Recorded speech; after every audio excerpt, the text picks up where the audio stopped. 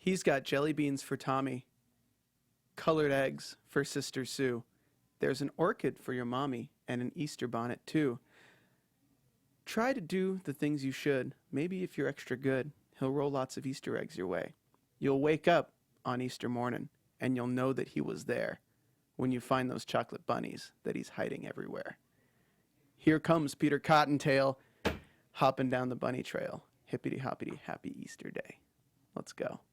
You're tuned in to AfterBuzz TV, the ESPN of TV talk. Now, let the buzz begin. That song is way creepier than I was expecting it. It sounds so innocent when you're listening to it on the show, even as he's dipping a buddy in boiling pink paint. Blood. Welcome to the Happy After Show here at AfterBuzz TV. We are discussing Season 2, Episode 2, Tallahassee!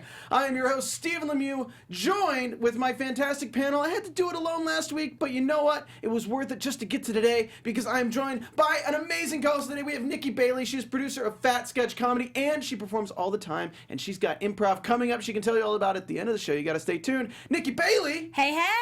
And we have future EGOT winner, gonna be at the Oscars one day. Absolutely. The Italian dream, the man who definitely won't walk up to you on the street and say, "Vaffanculo."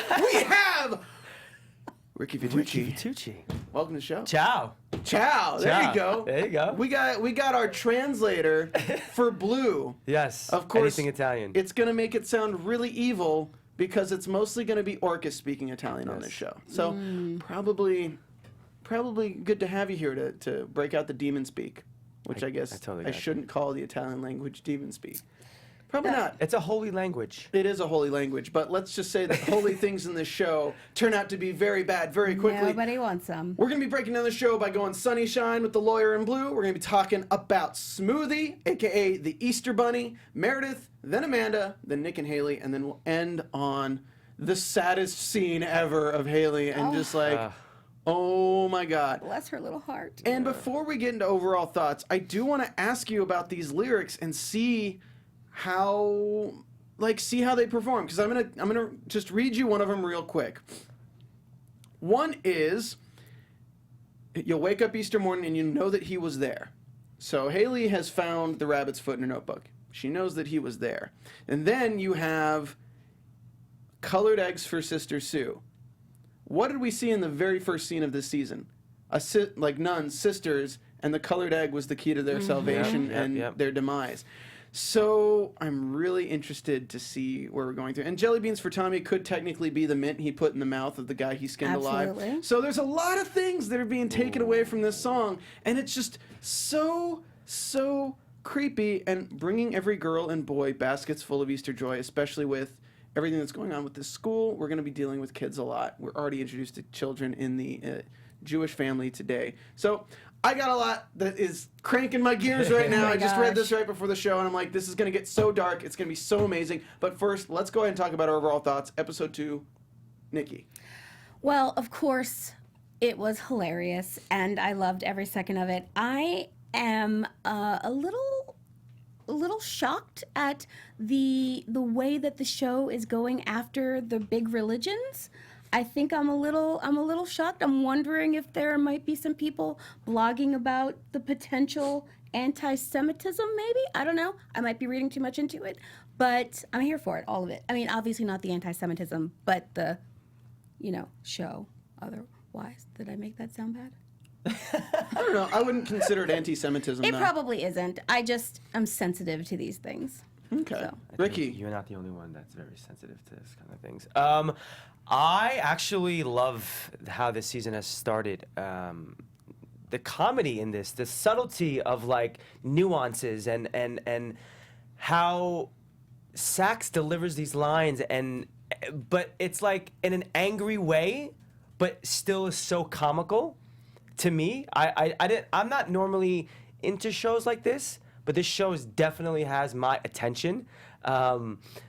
And I mean, the first episode was just insane. Like all the nuns blowing up, that to me is just like, what the hell is going on? Like, how is the rest of the season gonna play out? Yeah, you start blowing up nuns. I mean, where do you go from there? What's gonna go on? Yeah. I mean, having a latex rave with weird penis creatures underneath Teletubby costumes was also like up there. So Blown Up Nuns. True. I don't know where it falls on the scale of like crazy stuff to happen in a television series, but they're both pretty high up. They are, and I'm a little excited and scared to find out how much further they'll go. Yeah. Can't wait. Kids, do not watch the show.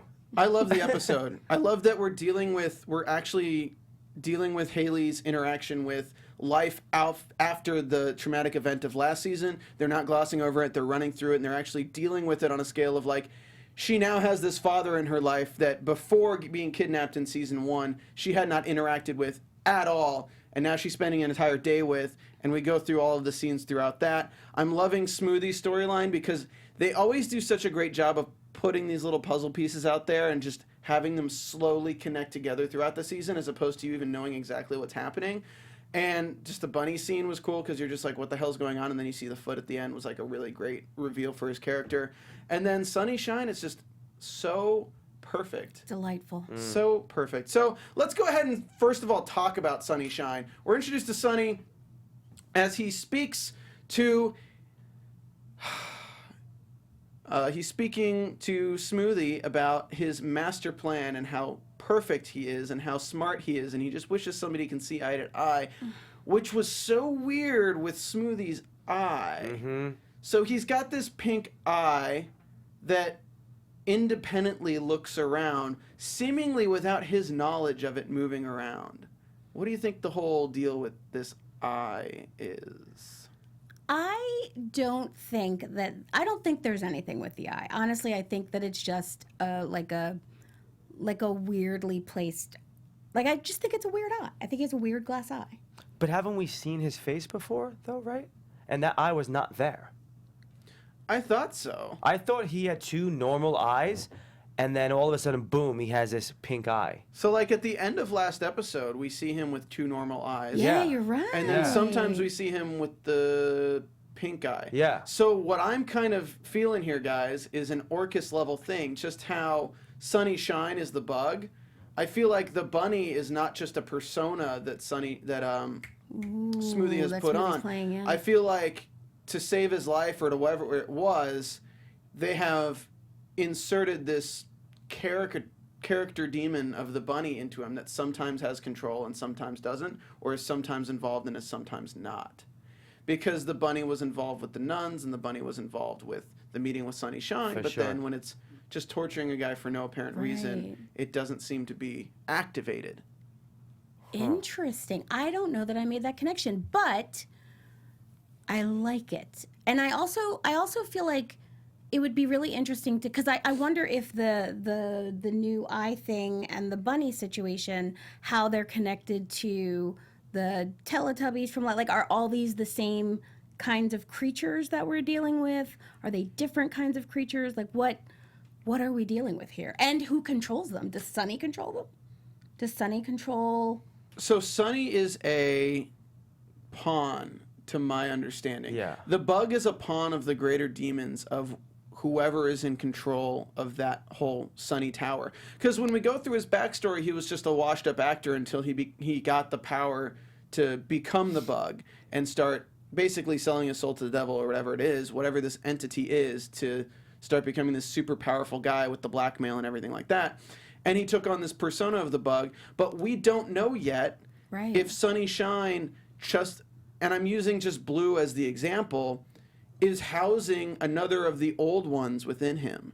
And I feel like what we're dealing with is this like mafia kind of level thing where instead of having the triads and having the Italian mafiosos and having the Yakuza, we have like these power plays being made by elder demons Yeah. that are just acting through the generations of people that they've possessed over time. Interesting. So it's like an eternal power struggle of demons that looks like That just possess people. People.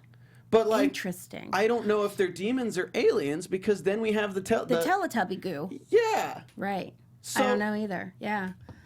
There's too much to know. There's so much There's happening. so much, right? I honestly don't think it's only one thing. I think it's a multiple. I think there's different forms of demons in this world.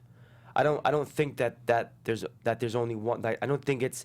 I don't think it's an alien.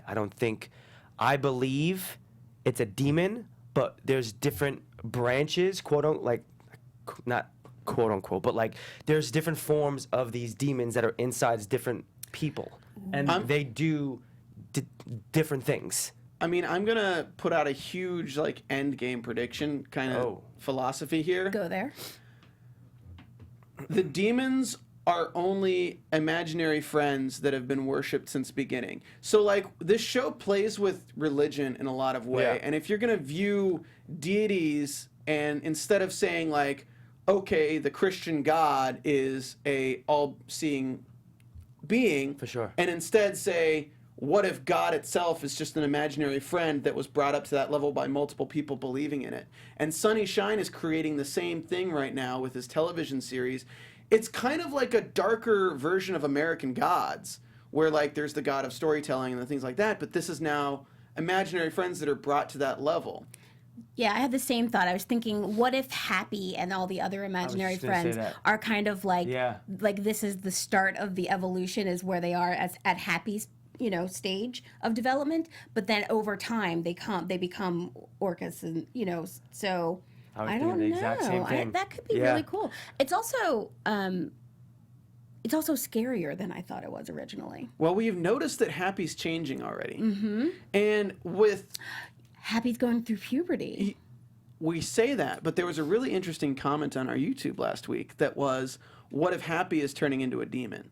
Or what if Happy is turning more evil towards like how the imaginary friends last season that wanted to kill him were like. But I think it's to a greater level because Happy can still see the other imaginary friends, but I don't think there's been an imaginary friend aside from Santa Claus, who had his friend that ditched him, the sock, but has an adult believing in them.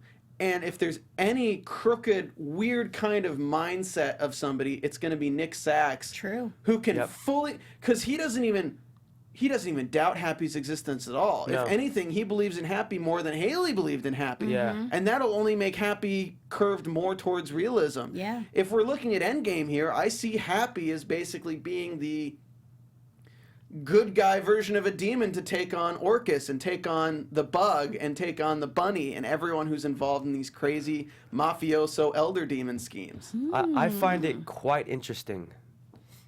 Haley can no longer see Happy. Sax could see Happy. Bad Santa could see Happy. And all the imaginary And all the imaginary friends. Now, Nick Sachs has become this silent assassin killer. If you haven't noticed, he's not purposefully going into all these things trying to kill people, but the outcome of him getting out of things alive results to one or more people dying and him doing some sort of killing. So, since we said that Happy and all the other imaginary demons could be seen by certain people, Bad Santa was a bad guy. Is Nick slowly, without like him knowing, becoming like a killer? I mean, he's He's pretty. alright. I think He's he's pretty pretty- knowledgeable of the fact that he's a killer. Yeah, I think right, but I feel like he kills because in his mind he's like, well, I have to protect myself. But I think it's gonna slowly start going into, he's gonna get into a habit, and it's gonna start and you see when instead of him trying to get out of it completely, he's like, screw it. Well, yeah, because he's good at it. When he was a cop too, the first thing he wanted to do was to kill. Yeah. So I don't know. I think there's He's always been different. Yeah. for sure. Nick Sachs has always been different. There was something interesting you pointed to, too, is that if all of the other demons are imaginary friends that have gotten to a certain level, then what if it comes to the point where Happy can kind of possess Nick to a certain degree? Yeah. And what if what's going on is Sunny Shine just has this imaginary friend that is the Bug that at times possesses his body, and Smoothie has this imaginary friend that is the Bunny that possesses his body. Wow. Okay. All right. I love All right. diving in on Oh my conspiracies, gosh. Joe. I'm like, wow. Okay. Yeah. I'm here for it. So the interesting thing, though, is that Happy can see other imaginary friends, and other imaginary friends can see Happy, but we haven't gotten a scene that proves that demons could be imaginary friends yet, because Happy has seen Sunny Shine and Happy has seen Smoothie from the end of last season. We also have to deal with the fact that Sunny Shine doesn't seem to know about Orcus. Right. So I'm kind of curious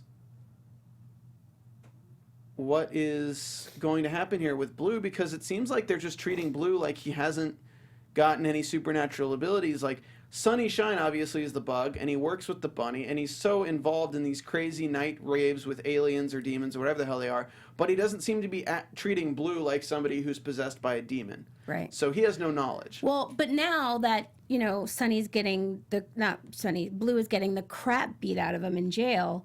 So I'm thinking we're going to see what we saw with Mike last season, where Orcus actually takes possession of the body or takes control of the body once, you know, Blue's had the crap beat out of him. So I think that will be when Sunny finds out that there's something else going on here, because right now he doesn't know. Like, after he's had him, you know, killed and he doesn't die, that's going to be Sunny's aha moment, I think. I think Orcus has to keep Blue alive, because Yeah, definitely. Oh, he absolutely does. But I think that's maybe what they were playing with. Like, a lot of this show is satire on organized religion, as we've discussed. Yeah. And Easter is all about the resurrection of Christ. So right now they're making a comparison to Christ as a demon. Just even like in season 1, where Mikey came back from the dead, Right. that's a resurrection per se. I think Blue is going to be kind of their on-the-nose Jesus for this situation, Yeah. where he gets killed in prison, but then Sunny thinks it's over, but then Blue is now in the morgue and escapes. Yeah. I yeah. think this is Blue and Orcus's way of getting out of prison. Oh, so you Oh. think they set it up so that they'd end up getting killed, so that they'd end up on a Oh yeah, because Yeah. there's no way that he knows that his lawyer Gino is like under the thumb, and he found out, especially when Gino's advising him stay in prison. Right. So he's like, no, I'm taking the deal. He knows he's going to go to Sunny, and Sunny's going to put a hit out for him. That was his plan all along. But what is the deal? I don't really Oh, the think deal that, was to just give black and rat on everybody, because he's a crime boss. He knows everybody. He knows enough okay. secrets about Sunny to put him under the rug. Got it. And even if he just, like, it doesn't look good for a children's TV actor, for any mafia person to be like, oh yeah, Sunny does this, even if there's no evidence behind it. For sure. But I don't think that Blue knows that Sunny is the person behind that. I mean, not behind the lawyer. Do you think? Oh, that he does know. He does? He does know. Because as soon as the lawyer says he should stay in prison, he says, you're not my lawyer, you're my barrister. He knows at that point that the lawyer is not acting in his best interest. And then when the guys all enter the bathroom to beat him up, he says, tell Sunny to go screw himself. Vavaculo, or whatever. Vavangulo. Vavangulo. Okay. I'm sorry. Vavangulo. Vavangulo. There you go. I got to go with the hand, Oh, right? yeah, I gotta do this. If you're listening, we're moving our hands.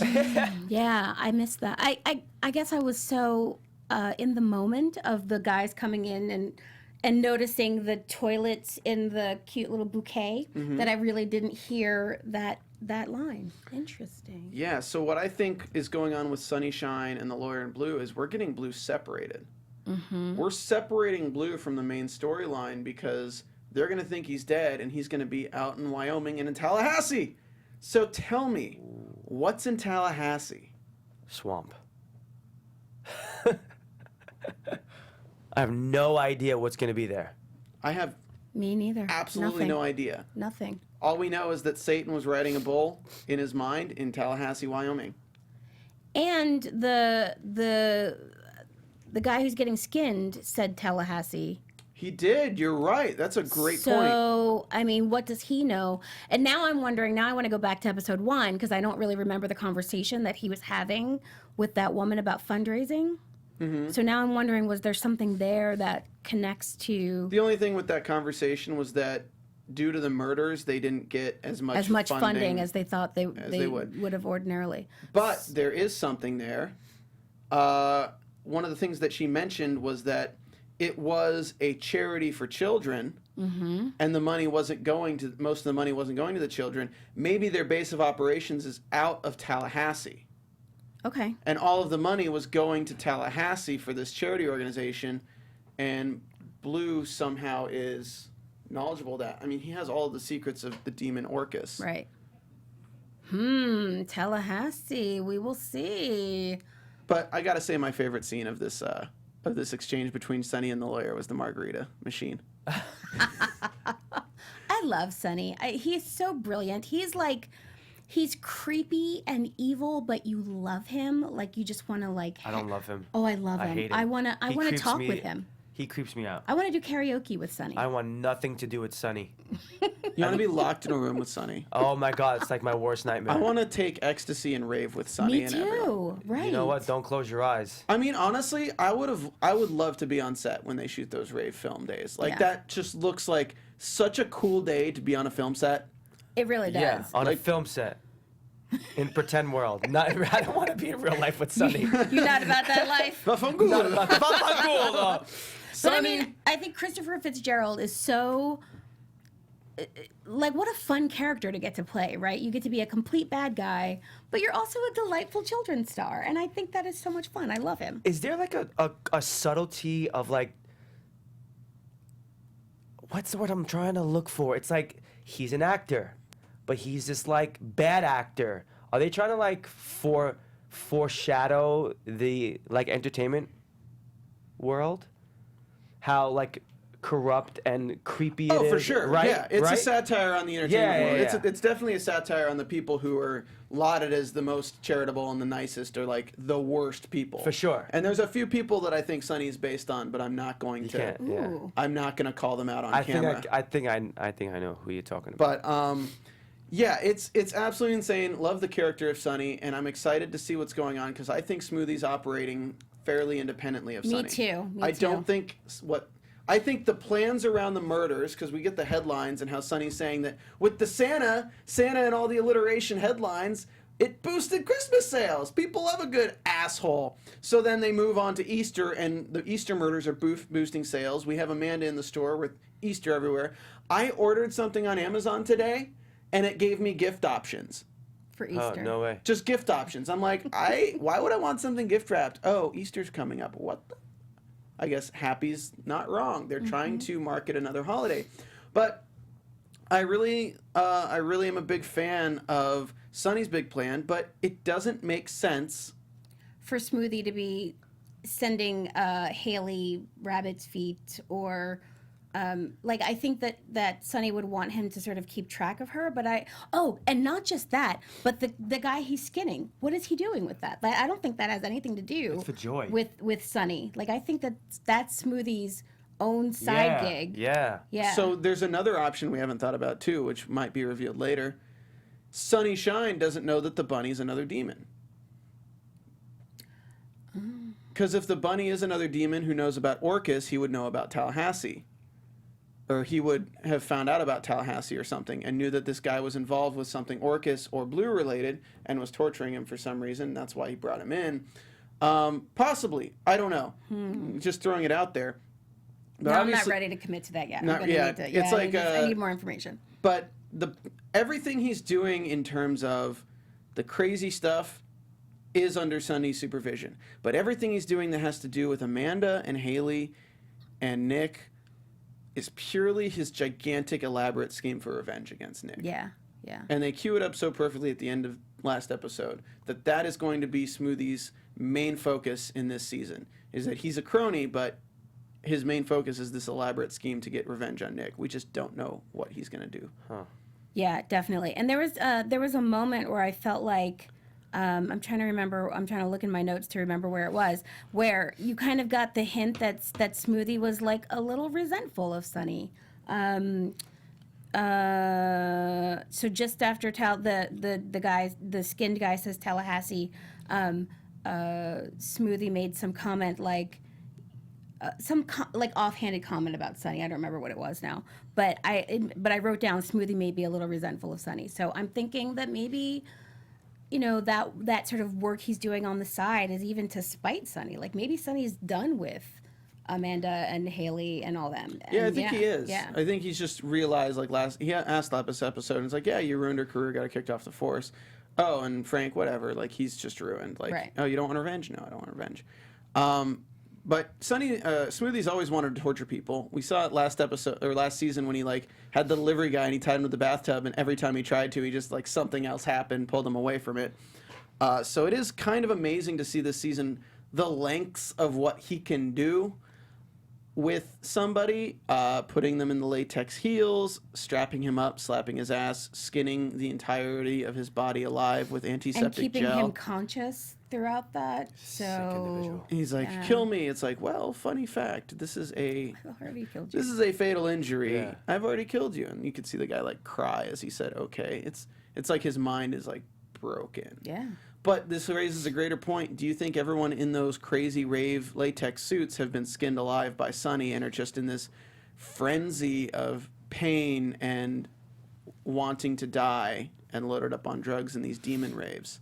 I think so. I think that's a very good point. I just think like they wouldn't have shown him in heels and the latex from the legs Right. up if that wasn't like kind of a future thing. You don't I seem don't to know. believe it. I don't believe that. I feel like latex is a pretty common kink, right? So like, he might just be, he's got his latex bunny suit. They're in the scene, obviously. I don't know. I feel like that's a lot. The Okay. idea that you could survive skinless wearing latex and be able to dance and whatever, no matter how medicated you are, no, I don't buy it. Unless there's a supernatural element to it that's allowing them to The pill. the mint that he gave him? The mint possibly, Uh-huh. or Maybe. even the goo that's in the tank. Maybe, yeah. The goo that's in Meredith's tank could be like the blood of those things can keep people alive. But you Maybe. saw Smoothie, he squeezed out the antiseptic gel. no, yeah, for sure. So that's something to do with keeping these human beings who are skinned alive. Oh, that's just to prevent infection. 'Cause Yeah. it Right, mentions of course. that but he wants to track the minutes, seconds, and hours down to the guy's death. Right. So it's his fetish is the death fetish. Let's move on to Meredith because Meredith's got some interesting stuff going on because she is a real estate agent. Yep. She's an investigator. She's not a cop anymore, but she still knows how to pistol whip a motherfucker. She captures Gino. We'll talk about her conversation with Amanda too. That's the She's part I'm still excited trying. We'll talk about that with Amanda, but like she's still trying to get all the information, and she knows something's up with Amanda. She doesn't get information, so she goes after Gino, who leaves the Sunny Tower. Do you think he talks? Gino? Yeah. Do you think he even knows where the tapes are? I don't think so. Because we did learn from this scene that the way Sonny controls people is he basically hand delivers everyone's darkest desires, which he probably learns through the demons. Because he says, and guys, this just goes so much with the imaginary friend scheme. Demons are imaginary friends. Look at Happy, right? Happy can go into places and bring information back to Nick. How would the deepest, darkest desires of all the most powerful people be learned by Sunny Shine? If he had an imaginary friend nobody could see that could go do surveillance on them, find out their yeah. deepest, darkest desires, hand deliver it on a platter to them, and then get blackmail on them. Sure. Wow. Yep. Yeah, I like the idea of that. I don't think Gino knows where the tapes are, but I do think that if she doesn't rough him up too badly, he could be a useful mole for her. I mean, he seems to not take pain well. Yeah, that's true. She just pistol whipped him once.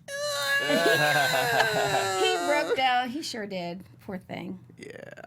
I don't know, Ricky. Do you think he knows where the tapes are, or do you think No. he's just a pawn? I think he's just a pawn. Okay. I think he's just a pawn. Do you think we see film from a lot of these tapes, throughout the season? It'd be Snippets. really interesting. You know the Matrix room where like the dude in the Colonel Sanders suit has all the TVs? Just like one of those rooms, except like it's all the blackmail of everyone playing on repeat. I think that could be cool. I think that's a lot of characters to introduce, but like I do think it could be. But I also feel like I feel like in this episode they didn't give us. I think what was the scene that I wanted to see? Oh, in the it ended up not happening. With the Yeah. with the liver. The liver, but they because remember I said I wanted to see that happen. However, he flashback. but then it ended up that he didn't actually have a liver in the bucket. But I don't know. I feel like it would be really hard for them to gather. I don't know. I don't know how they would do that. I don't actually want to see all the blackmail tapes. I think my imagination is better than That's fair. than anything that they could show us. And I also think like if it would be like a little bit like revealing too much too soon. I think that's the kind of thing that, it's probably better if we just sort of have it in the back of our heads and then they introduce new characters that are being blackmailed. Do you think like Icarus, Meredith is flying too close to the sun right now? Because she's making big waves. She's doing this investigation and trying to connect all the threads, but then she straight up kidnapped Gino. She can't let him go. No. Yeah, she's flying too close to the sun. I also feel like the fact that she's so emotionally involved, she's going to make some mistakes and she's going to end up in trouble. I think that, I don't know how it's going to happen. I think that whatever Amanda is not saying is keeping Meredith alive. Yeah. So, possibly. Yeah. So I think I don't know. That whole interaction between them at lunch or when they had the wine, I felt like, am I going ahead? No, let's talk about. Okay. So I felt like I wondered, first of all, like, why would they even have a drink together? They should hate each other. But then the fact that Amanda seemed drugged. She seemed like there was like she wasn't even herself entirely. And so I feel like, and we talked about this a little bit. We talked about like, is there a reason she's not saying what she needs to say, what Meredith wants to hear? But I think that Amanda is trying to forget. And I don't know that she's prevented from speaking, but I think she's trying to forget. And I think that her PTSD is showing up as her just turning on this sort of like happy thing. I think it's something completely different. I think they did something to her in that rave that she remembers it, but something is not allowing her to speak about it. They've put it like a mental block into her hypnosis or whatever you want to think it is. Yeah. I mean, it's clearly there because you could see the flashbacks in her mind, and it's like she wants to speak about it, but then she can't, and then she'll distract herself with the wine or like. So I kind of liken it to somebody who glanced upon a reflection of Cthulhu. So, do you guys know the theory, like, who Cthulhu is? No. So, Cthulhu's like an elder god from the H.P. Lovecraft series that you gaze upon him and you completely lose all sanity. Like, as soon as you look upon Cthulhu, you lose all sense of sanity. You're completely insane. You lose your mind, and you drift for eternity into the maze that is now your mind. And I think what she saw, because we don't know fully what she saw, we only know a certain amount. What she saw broke her mind to a point that she got out by grasping onto the last vestiges of sanity that she had left and managed to escape. But anytime she touches upon those memories, it pushes her closer and closer to insanity. And she can't think about it. She can't access those thoughts because to do so would be to give into insanity. Because it's like when you take away... Wow, this is H.P. Lovecraft? What book is this? Like, this is which one of them? This is his lore in general. Oh, like wow, his lore in general. So what I think is going on with her is it's not even like an intentional mental block. It's just to the point of when your entire belief system crumbles, whatever pieces you manage to grab before you get the hell out of there is what you have left. And to visit the edge of that insanity only damages her more. And we see it come out. She starts laughing. She starts becoming like a little bit more unscrewed. So do you think that's why she's being, that she seems so much less inhibited is because she's maybe losing a little bit of her mind in this process? Yeah. That's why she's not herself anymore. Because she's drinking during the day. She's giving Haley to Nick for the day. And she's super cool with Nick. She sees this guy she hasn't seen in years, takes him home. Like, I don't know. None of this seems like responsible Amanda behavior. So maybe you're right. Like, maybe she is losing her mind, and maybe there is some supernatural thing. She could be under the first stages of being possessed. Yeah. Uh-oh. We don't know. Like, we don't know what they did to her in Shine Tower. Right. Like, we don't. So I'm really interested to see where we're going to take this because she is acting very differently. She is. She obviously can't talk about it. It's almost to the point of the way they filmed that scene where they show the flashes of memories are the same way they shot the scene where they show the flashes of memory when Blue was being taken over by Orcus. It's like the flashes of the women screaming covered in blood and things like that. It's the same kind of direction. So I'd be really interested to see if something's in her. She's possessed. I'm 100%. The both of you just convinced me. She's absolutely possessed. I'm not so sure. I just think I don't know if she's possessed, but there's something. I mean, she is very different, and just her whole sort of light and airy thing that she's doing so just weird. is so weird. And I originally, like I said, I thought she was drugged when I first saw her. She's so. protecting it though, because she knows, she sees it and wants to speak about it, but she's protecting it. I'm telling you, something happened that they didn't show. That is going on with her. I think she is a part of, to a degree. There is a reason that Sunny Shine didn't ask about her. Yeah. Again, he didn't ask about her. Problem solved, right? And Yeah. Smoothie is keeping tabs on her. And Haley. You know, it could be for his revenge, but it could be something much darker. So, lots of stuff going on. We're introduced to Simon, played by Daniel Sanjata. Hottie Shout McHotster. out from, I know him from Graceland. I know him from Crunch Gym. He's in a lot. He's I phenomenal. don't know what I know him from, but I know I like to know him. He's a really, really solid actor. He really a is. solid And actor. gorgeous. Wasn't he on a soap opera for many years as well? I think he was too, Yeah. And he's also on Manifest too, the new show on NBC. He's also starring in Amanda now. Hey. We Yeah. ain't mad at you, Amanda. Get yours, girl. They banged. And she's totally like way too normal with Nick right now. But yeah, so we're introduced to Simon. We'll see where that goes. His speech in the Easter aisle. Basically, they're shopping for Easter stuff. He happens to run into her in the Easter aisle. He happens to start mentioning that Easter's all about resurrection. We don't know what the end game for the bug is. We don't know if Simon's involved in Blue or more involved with the bug, or if he's just a normal guy. So Simon says to her in the store when she's shopping for Easter stuff, he says something about, Easter, resurrection, it's symbolic. It's a way to see the world with new eyes. And Amanda, in this new altered state, is obviously seeing the world in new eyes. In fact, everybody is, right? Like poor little Haley's seeing the world with new eyes. Nick's trying to. Something's happening to Happy, so that Happy is in some way becoming new, rising new. So this resurrection theme, they're going hard on the resurrection theme 2 weeks before Easter. They are definitely going hard on the resurrection theme. Let's move on to Nick and Haley. I don't want to talk too much about this because it would be so much just recap, because this is just the meat of the episode of things that happened. But Nick's back in the game. I want to ask you a question before I state my opinion. Do you think Nick at the end tells Amanda he was offered a quick job and turned it down? But we also saw that he went and killed David and everyone there. Do you think Nick got paid by the brother to do that? No. By Saul, you mean?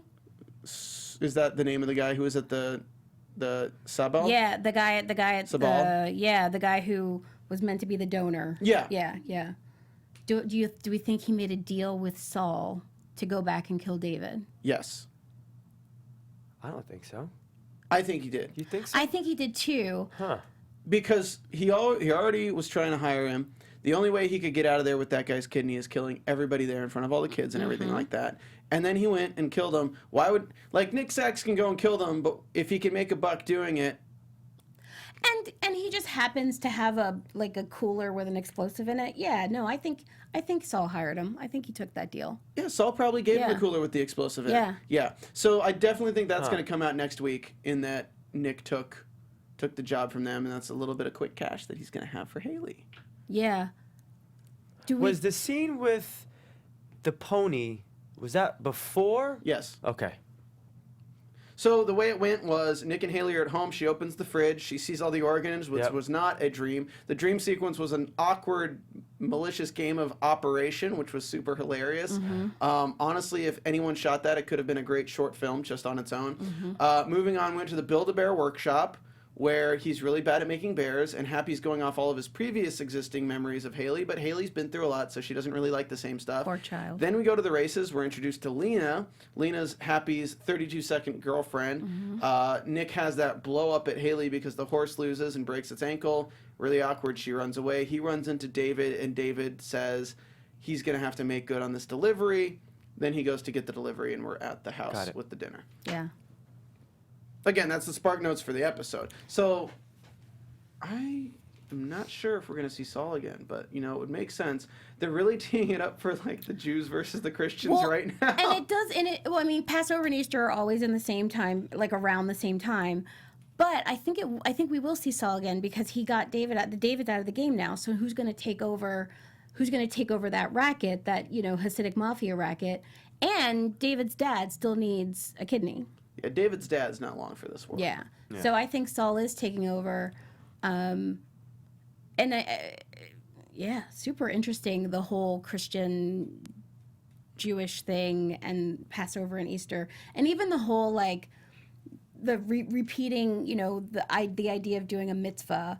Yeah, a shitzvah. Yeah, like that like a mitzvah is a good deed. So, like, I mean, the whole idea that, like, everybody's talking about doing good deeds when the good deeds are stealing organs. And so, I don't know. I think, I definitely think we're going to get to see more of this sort of Hasidic mafia. I like them a lot. So we're about out of time. I want to just mention briefly that the end scene with Haley was, like, so sad.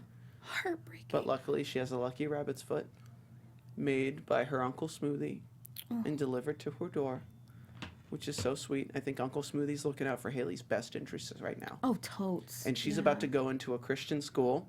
Now that the Catholic school. Now that Sunnyshine has the papal authority over the Easter, I'm pretty sure that Catholic school is going to be a breeding ground for getting children. And let's go ahead and move into a really quick one-sentence predictions per person. Your AfterBuzz TV predictions. I'm going to throw it back to season 1 and say that the demons are breeding imaginary friends through the children that they dress up.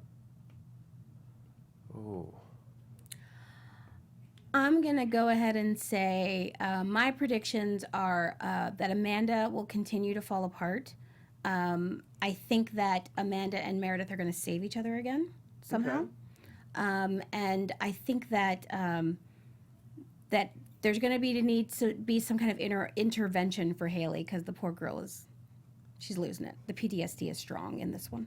Yeah, it doesn't help that the people who you're supposed to be able to trust are your family and they lie to you. Ricky, one sentence predictions. One sentence. That was your sentence. All right, no, I'm just kidding. I just want to say something fast. The pink bunny's foot that was inside of Haley's notebook. The guy, Spencer is his name, right? Smoothie. No. Oh, you're talking about Tallahassee skinned dude? I think it's Spencer. No. The guy that was skinned alive. Simon. Danny. Oh, Simon. Yeah. Simon. So when we saw Smoothie dip the bunny into whatever he was doing, we don't know if that was before Simon met the mom or after. So maybe Smoothie did that, knew where Amanda was going to be, gave it to Simon, so then Simon could get into the house and plant it inside the book. True. Yeah, we don't know her Simon's origins, so I think we might find out that Simon's been Smoothie's crony this whole time. I think so. We'll see. He smells no good to me. He smells rotten and spoiled. Yeah, I think the bunny's tail has a tracking device in it. That's going to be my end prediction, guys. Thank you so much for tuning in. This has been the Happy After Show for Season 2, Episode 2, Tallahassee. I think next week, we going to Tallahassee. We going to see what's going on. Yeah! All right.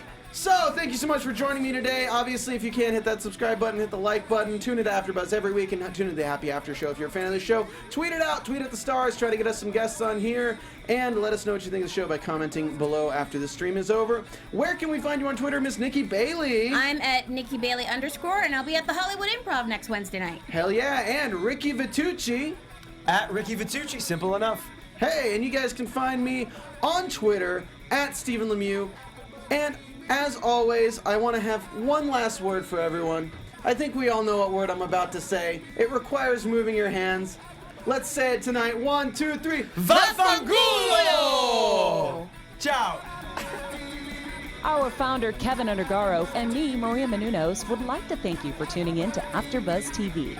Remember, we're not just the first, we're the biggest in the world, and we're the only destination for all your favorite TV shows. Whatever you crave, we've got it. So go to AfterBuzzTV.com and check out our lineup. Buzz you later. The views expressed herein are those of the hosts only and do not necessarily reflect the views of AfterBuzz TV or its owners or principals.